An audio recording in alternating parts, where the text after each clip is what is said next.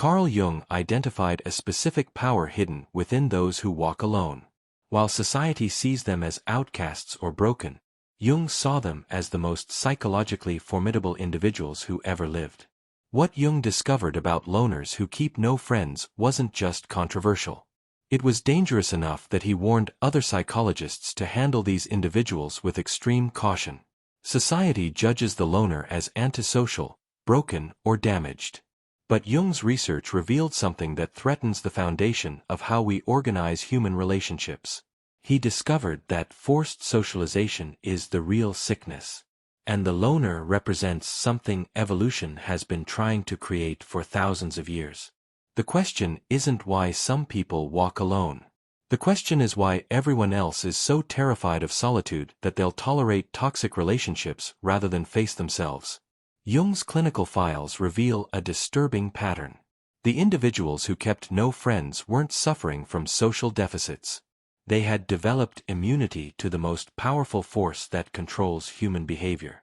Groupthink, the need for validation from others. The psychological chains that keep most people obedient to collective, unconscious agreements they never consciously chose. The loner cannot be manipulated by social pressure because they genuinely do not seek validation from the group. Jung called this psychological independence. Most people think they make their own choices. But Jung's research proved otherwise. Through his concept of the collective unconscious, he showed that most human behavior is unconsciously synchronized with group expectations. People dress alike, think alike, and make choices that feel personal, but are actually collective patterns they absorbed without awareness. Think about the last time you made a decision based on what others might think. What career would look impressive? What relationship would seem acceptable? What opinions would keep you included in your social circle? Most people make dozens of these calculations daily without realizing they've handed control of their lives to invisible judges who never asked for that power. The loner exists outside this system. Not because they're rebelling against it, but because they never plugged into it in the first place. Their brain developed differently. While other children learned to regulate their nervous system through social approval, the loner's nervous system learned to self-regulate through solitude. When other kids needed the group's laughter to feel okay, the loner felt okay alone. When other teenagers needed constant validation through friendships, the loner found validation through internal coherence. This creates something that terrifies those who control through social pressure.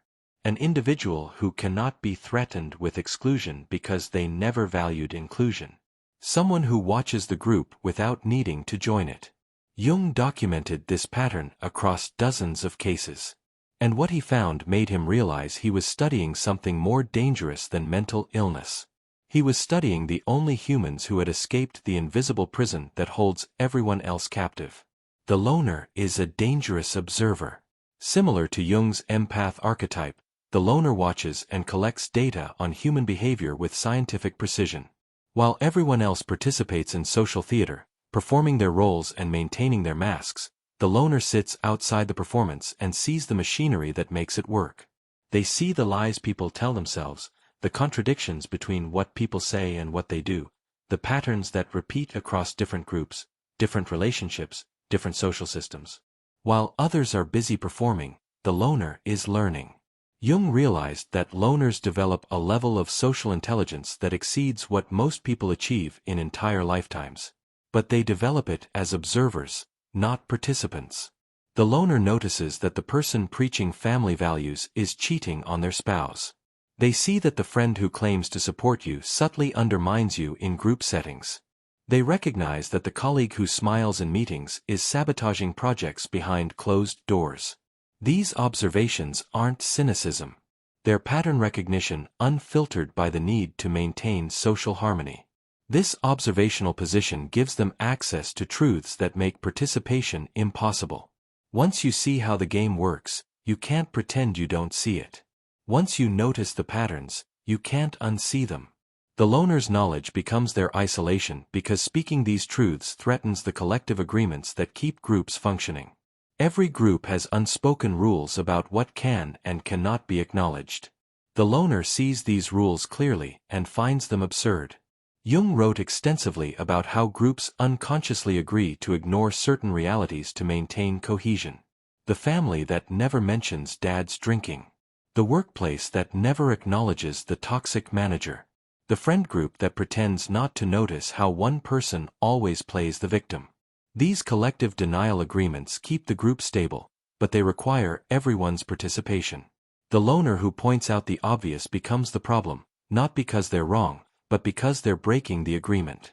Most people confuse the loner with someone who is lonely.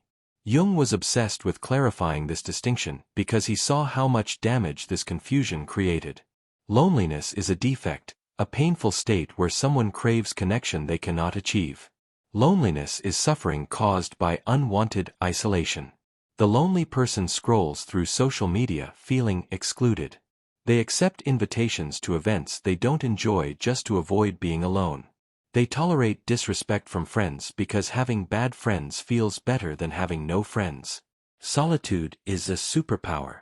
Empaths aren't broken. They're alchemists in progress. The Alchemist's Path gives you drills, Jung-based boundaries, and 3 exclusive chapter videos to turn overwhelm into clarity by Surreal Mind. 236-page downloadable ebook in stock.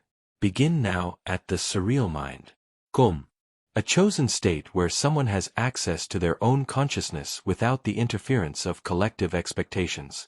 Solitude is when your nervous system finally stops processing everyone else's emotions and expectations and gets to experience its own authentic signals. In solitude, you discover what you actually think, not what you've been trained to think. You learn what you genuinely enjoy, not what you're supposed to enjoy. You access your authentic preferences, values, and desires. The lonely person is broken by isolation. The solitary person is strengthened by it. Jung spent years studying the difference, and he found that true loners don't experience loneliness the way others do. They experience clarity, relief, freedom from the exhausting performance of social acceptability. Where others feel empty in solitude, the loner feels full. Where others feel anxious without social input, the loner feels calm. When a loner is forced into social situations, they don't feel connection. They feel interference. Like static disrupting a clear signal. This isn't pathology. This is a different nervous system configuration that processes social input as noise rather than nourishment. The small talk that others use to build rapport registers as meaningless sound. The social rituals that others find comforting feel like elaborate tests of energy. The performance of interest in topics that don't matter creates exhaustion rather than engagement. Jung observed that loners often leave social situations feeling drained rather than energized. Not because they're introverted in the conventional sense, but because they're processing the gap between what people say and what people mean. They're watching everyone perform their social roles while simultaneously tracking the authentic emotions bleeding through the performance. This dual processing is exhausting. Solitude isn't just preferred, it's necessary for psychological recovery. Jung discovered that loners are often the only ones brave enough to face their own dark side. He called this the shadow. The parts of yourself that you've been taught to deny, suppress, and project onto others. Most people spend their entire lives running from their shadow, hiding in groups where they can point at others and say, "That's where the evil lives. That's where the weakness lives, not in me." The group provides endless opportunities for shadow projection. You can stay comfortably unaware of your own capacity for cruelty by focusing on how cruel others are. You can avoid examining your own dishonesty by judging how dishonest others are. You can deny your own insecurities by mocking others for theirs. The group becomes a hall of mirrors where everyone projects their shadow onto everyone else and no one has to face their own darkness. The loner doesn't have this luxury. When you spend significant time alone, you eventually meet everything you've been running from. Your capacity for cruelty, your selfishness, your fears, your weaknesses. Everything the group taught you was unacceptable to acknowledge. In solitude, there's no one else to blame, no one else to compare yourself to, no one else to use as a distraction from your own psychological reality. Jung found that loners who successfully integrate their shadow become psychologically stronger than people who hide in groups. Because once you've faced your own darkness and survived, you're no longer afraid of it. You're no longer controlled by the fear of having it exposed. You become immune to shame as a control mechanism. You've already looked at the worst parts of yourself and decided you can live with them. This acceptance creates unshakable psychological stability. The person who has integrated their shadow knows they're capable of selfishness, so accusations of selfishness don't destroy them.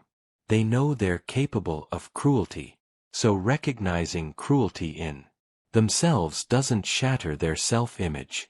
They've accepted their full humanity, light and dark together.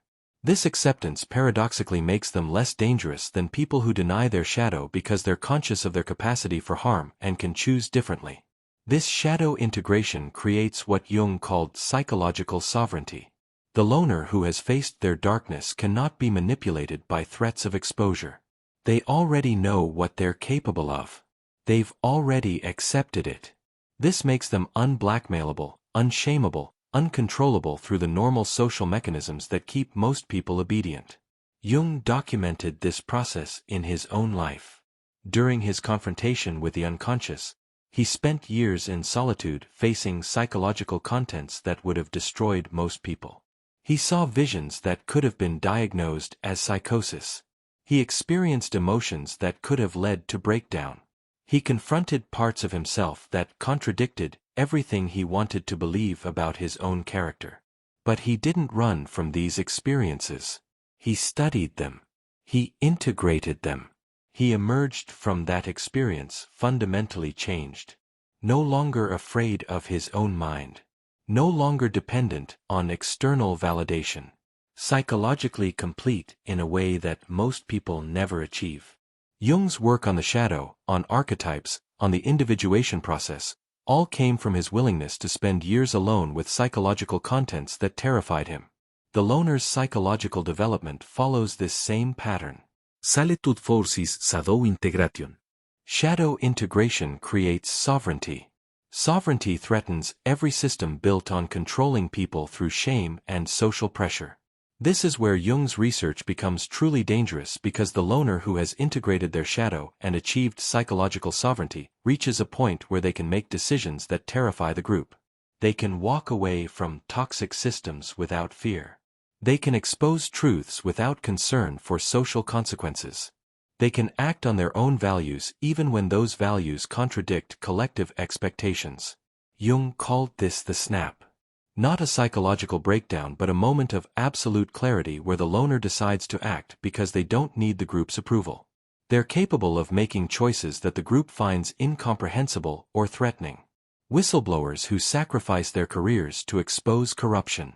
Truth-tellers who risk their reputations to name what everyone knows but no one will say. People who walk away from prestigious positions because the work contradicts their values. Individuals who choose integrity over inclusion even when inclusion would be easier, safer, more profitable. The group punishes these actions severely because they threaten the collective agreements that keep the system stable. Organisationen exile whistleblowers. Social circles ostracize truth tellers. Families scapegoat members who